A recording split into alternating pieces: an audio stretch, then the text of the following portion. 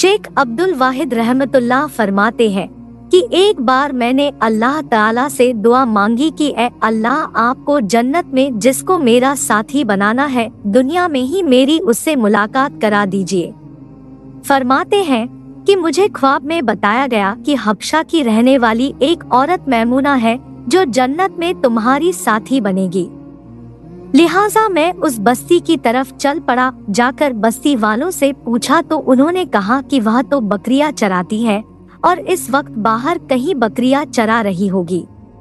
फरमाते हैं कि मैं चल पड़ा। जब मैंने बस्ती से बाहर निकलकर देखा तो हैरान हुआ कि बकरियां एक ही जगह पर चर रही है और इधर उधर भागती भी नहीं है, और एक औरत पेड़ के नीचे खड़ी नमाज पढ़ रही है। जब मैंने गौर किया तो मैंने देखा कि जहां बकरियां चर रही थी वहां उस चारागाह के किनारे कुछ भेड़िए बैठे नजर आए।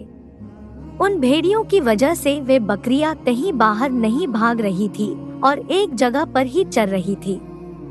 जब उस औरत ने सलाम फेरा और मुझे देखा तो कहने लगी, अब्दुल वाहिद, अल्लाह रब्बुल इज्जत ने मुलाकात की वायदागाह तो जन्नत बनाई है, तो फिर तुम दुनिया में कैसे आ गए? मैंने कहा कि मैंने दुआ मांगी थी जो मखलूक की तुम्हारे साथ सुलह कर दूंगा। प्यारे दोस्तों, अगर आप लोगों को हमारी ये पसंद आई हो और अगर आपको इस स्टोरी से कुछ इल्म हासिल हुआ हो तो नीचे दिए गए शेयरिंग बटन को दबा के बराए मेहरबानी इस स्टोरी को शेयर जरूर कर दे। प्यारे दोस्तों, ऐसी मुक़द्दस कहानी जो कि अल्लाह पाक राह में खुद एक सवाब का काम है, उसके लिए भी आपसे इल्तिजा करनी पड़े तो क्या ही फायदा। ढूंढ कर इतनी बड़ी मेहनत से इस्लामिक नॉलेज को आपके सामने लाने का बात कड़वी है पर सच्ची है। Please don't mind.